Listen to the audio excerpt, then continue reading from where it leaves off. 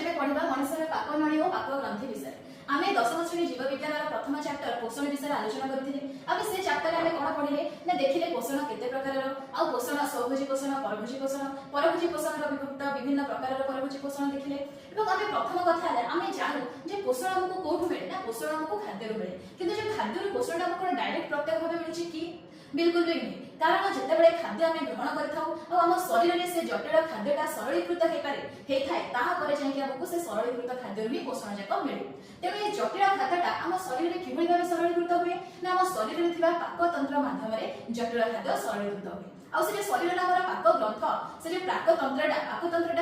नहीं गठित ना पाक नली आउ कि पाक ग्रंथि को लेकिन आम शरीर पाकतंत्र गठित देखिबा आम शरीर पाकनली सब कौन कौन अंग अंतर्भुक्त ये गोटे नामांकन चित्र आम शरीर मनुष्य पाकनली और पाक ग्रंथि गोटे नामांकन चित्र अच्छी माने कहीपर मनुष्य गोटे पाकतंत्र नामांकन चित्र अच्छी तेणु आम देखा मनुष्य पाकनली कौ कौ अंग अंतर्भुक्त ना आम पाटी मुखगह्वर ग्रसनी ग्रसनी पर निगड़ ग्रासनली आमर थाए आमर अंकणटा ना आमर पाकस्थली पर अग्नाश पाकस्थली पर क्षुद्रांत बृहदंत्र आसला मलाशय एवं मलद्वार ये कौन मनुष्य पाक नली अंतर्भुक्त थिबा आभ्यंतरीण अंग तापर मनुष्य पाक ग्रंथि किए ना देखु मुखगह्वर आमर लाल ग्रंथि अछि लाल ग्रंथि हैला तापर एठी हमर आसले कि यकृत अग्नाशय एगुडा सब गोटे गोटे पाक ग्रंथि एवं पाक ग्रंथिर कार्य कौन थाए ना पाक ग्रंथि माने विभिन्न प्रकार पाचक रस से माने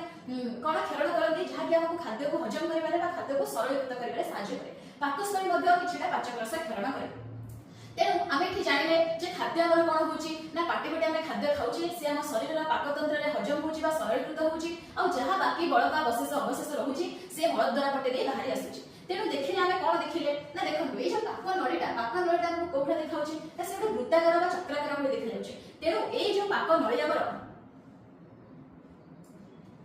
चक्राकृति पेशी किंबा विस्तृत अनुदैर्घ्य पेशी को लेकिन ही गठित आउ ए दुईटा पेशीर संकोचन एवं शिथिलन बा संकोचन एवं प्रसारण द्वारा ही खाद्य आमर मुखगह्वर बा पाटी आसिकी मलद्वार पर्यंत तार पाक नलीरे चलन हो पारे ए जो खाद्यर चलन होची कोथरो पाटी मलद्वार पर्यंत ताकू कोन कहा जाय ना पुरःसरण बा पेरिस्टेलासिस बोली आकु तार नाम दिया जायछि खाद्यर पाक नलीरो मुखगह्वर पर्यंत जो चलन होची ताहाकू कोन कहा जाय ना पुरःसरण बा पेरिस्टेलासिस बोली कहा जाय